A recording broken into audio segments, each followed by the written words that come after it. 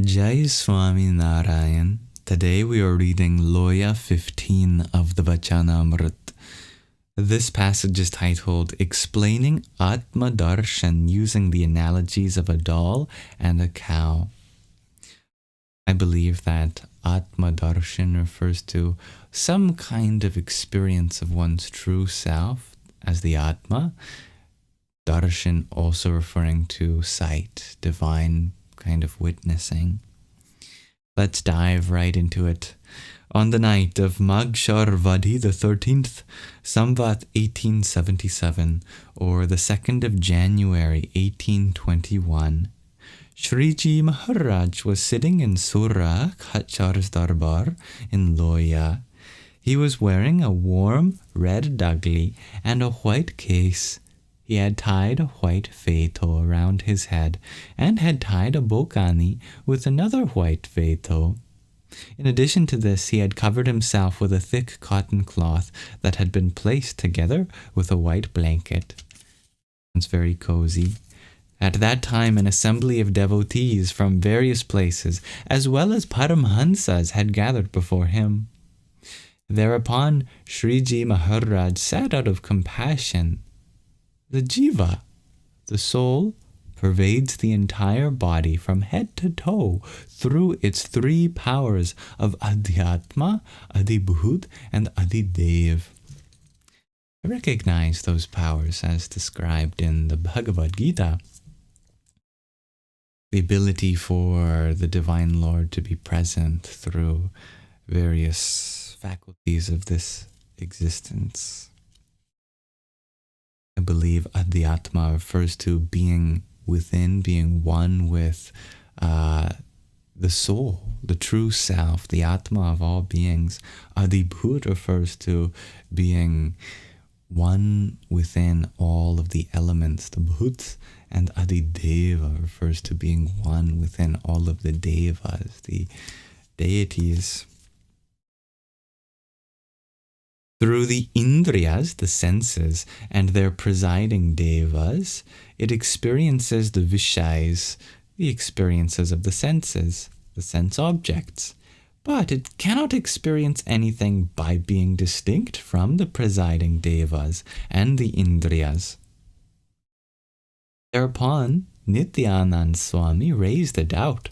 "Maharaj, it is said that the Jiva pervades the whole body in general, but resides specifically within the heart.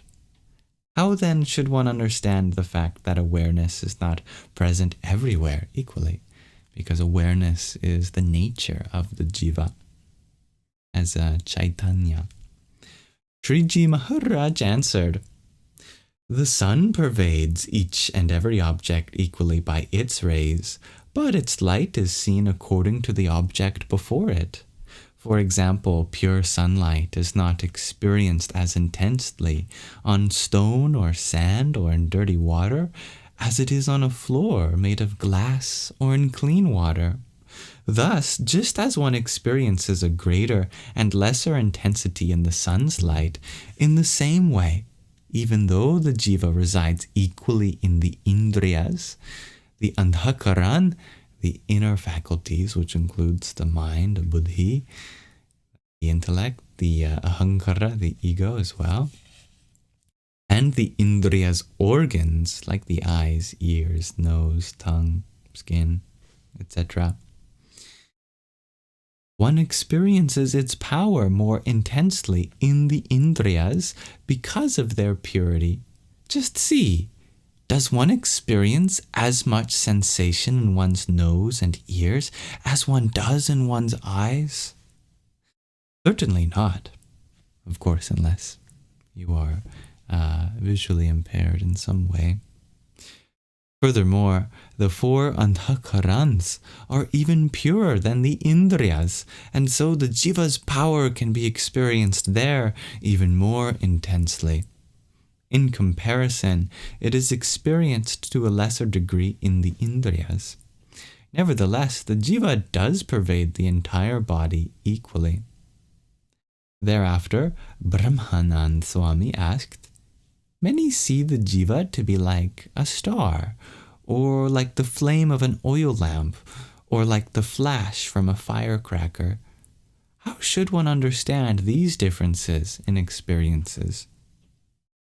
Sriji Maharaj explained, just as a person who has mastered Akshividya, that's a new word for me, I love that word. Not sure what it exactly entails, but Vidya, of course, means knowledge, so a very specific type of knowledge. Just as a person who has mastered Akshividya can see the Jiva and the form of God therein with their eyes, one who has attained realization through the Indriyas see the Atma, the Self, in a similar manner. For example, if there were a glass doll shaped in the form of a human with all of its limbs, hair, and vessels made of glass, and if it were filled with light, then the light would be seen only according to the size and shape of the tubes within. It would not be seen everywhere. In the very same way, people describe the nature of the Jiva according to however they have seen it. But because they have not attained transcendent vision, they do not see the Atma as it is. However, when a person's vision does become transcendent and one with their Atma, they no longer perceive the divisions of the different organs of the Indriyas. Instead, they realize the Atma as it truly is. Just as one who has attained the viewpoint of Akash, of space itself, does not perceive the other four bhuts, the other elements contained within, similarly one with transcendental vision does not perceive differences in the Jiva's light arising from its Indriyas, their organs, and presiding devas, and the Andhakaran. Instead, they realize the Jiva precisely as it is. Conversely, one who perceives distinctions does not realize the Jiva as it is. For example, from a group of people, someone saw the tail of a cow, someone else saw its mouth, someone saw its hoof, another saw its stomach, and yet another saw its udder. Whichever part of the cow was seen did, in fact, belong to the cow, yet no one saw the cow completely. But because at least one part was seen, it can be said that the cow was actually seen. In the same manner, a person can be said to have seen the Atma to the extent to which they have seen the light of the Atma through their Indriyas or Andhakaran. This, however, cannot be said to be perfect Atma realization. Thus I explain the general and the specific experiences of the Jiva in this manner. At that point, Nityanand Swami questioned, Maharaj, you have described the Jiva as being formless. Therefore, when God dwells within the Jiva, does he reside without a form or does he possess a form? Sriji Maharaj clarified, God dwells as the refuge of the Indriyas, their presiding devas, the Andhakaran and the Jiva. Sri Krishna Bhagwan, for example, made Uddhav ji explain to the gopis, I am near to you by being the refuge of your Indriyas, Andhakaran, their presiding devas, and Jiva. Just as the very same 5 Mahabhuts which reside in the Brahmans, the 5 elements in the universes, are also within everyone's body. Similarly, I reside in Mathura like the Mahabhuts reside predominantly in the Brahmans.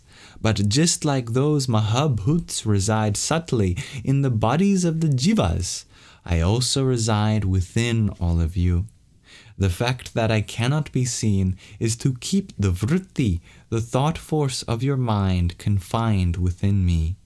That is why I cannot be seen. Nevertheless, I reside within you, possessing a definite form. Hearing this, Nityanand Swami questioned further, "But Maharaj, does God, who resides as the refuge of the Indriyas, etc., reside in the form of Purush, that's the primordial consciousness, Akshar, or as Purushottam himself?"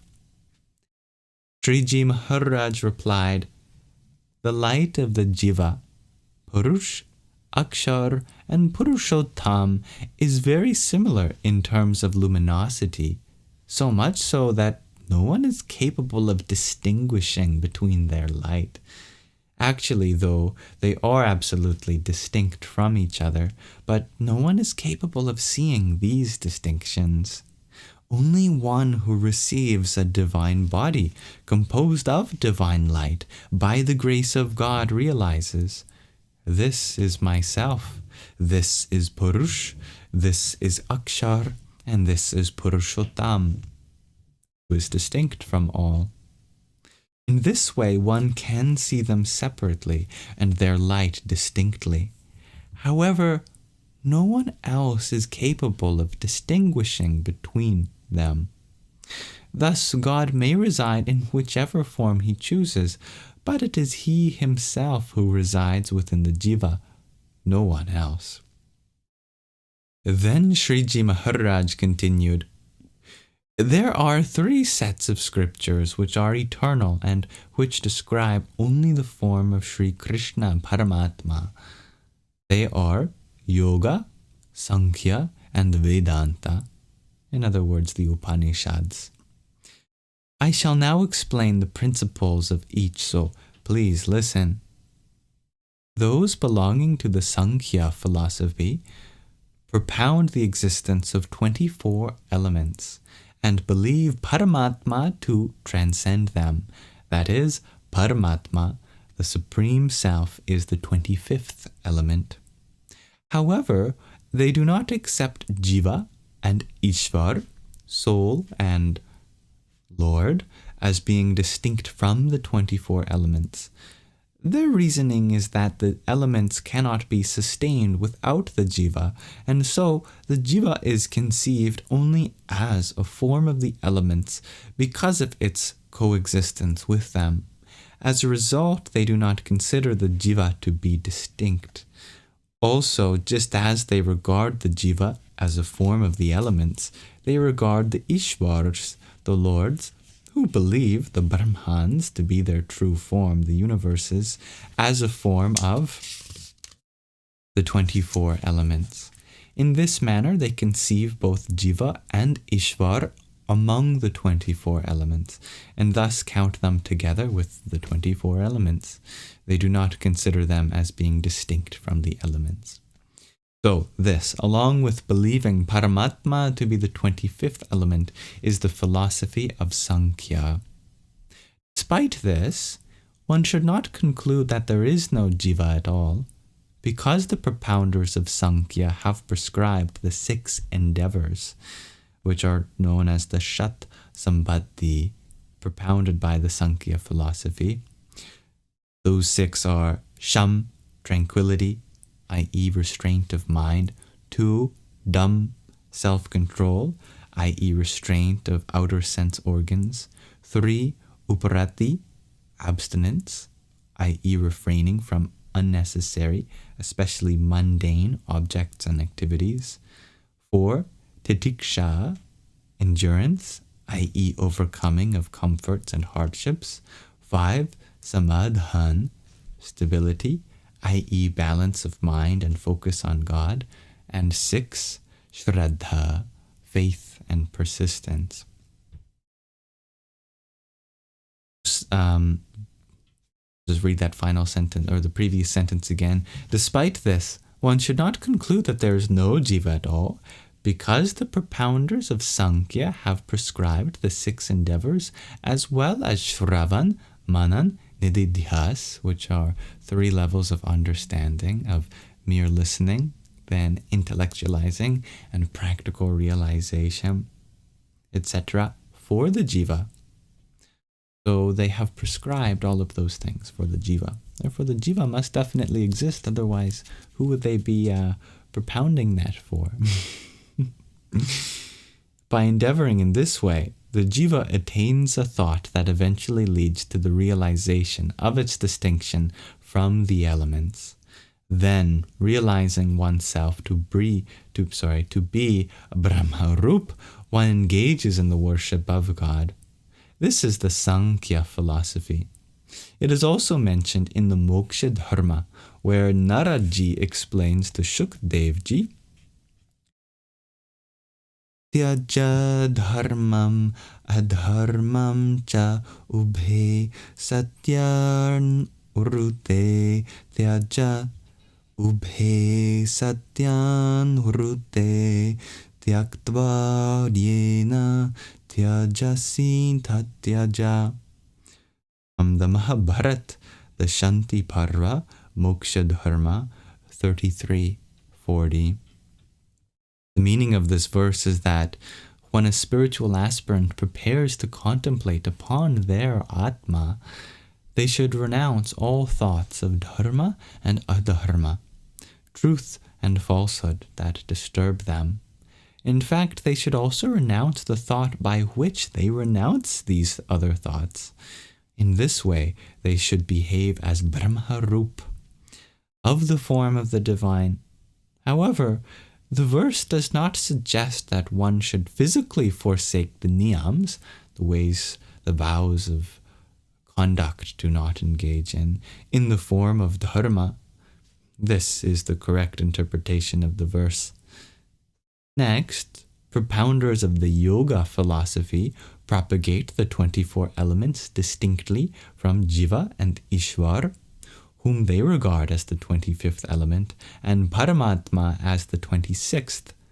With the power of discernment, they distinguish the 25th element from the other elements, and firmly resolving that to be their form, they gather the vrittis, the thought forces of the 24 elements, and forcefully attach them to the 26th element. They do not allow them to be drawn towards the vishais, the sense objects. They believe, if my vrittis forsake God and wander elsewhere, I will have to pass through the cycle of births and deaths. Therefore, they forcibly keep the vrittis of their indriyas and antakaran on God. In comparison, the propounders of Sankhya believe, I have no indriyas or antakaran, so where shall they go? Thus they consider themselves to be Brahmarup and remain fearless. Those belonging to the yoga philosophy remain constantly fearful. For example, if a person had to carry a vessel filled to the brim with oil up some stairs without spilling any oil at all, and if 2 swordsmen with drawn swords were on both sides trying to frighten them, that person would be extremely fearful. Followers of yoga remain just as fearful of the vishais and strive to keep their vritti fixed on God. This is the philosophy of yoga. Vedanta, that is the Upanishads, expound only Purushottam Narayan Brahman, the ultimate cause of all, as being Satya, that which is truly real, and claim all else to be false. Just as when one attains the viewpoint of Akasha, of space, one does not perceive the other elements. In the same way, one who sees only Brahman perceives nothing else. That is the philosophy of Vedanta.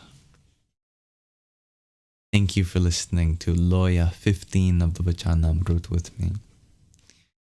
Jaya Swami Narayan.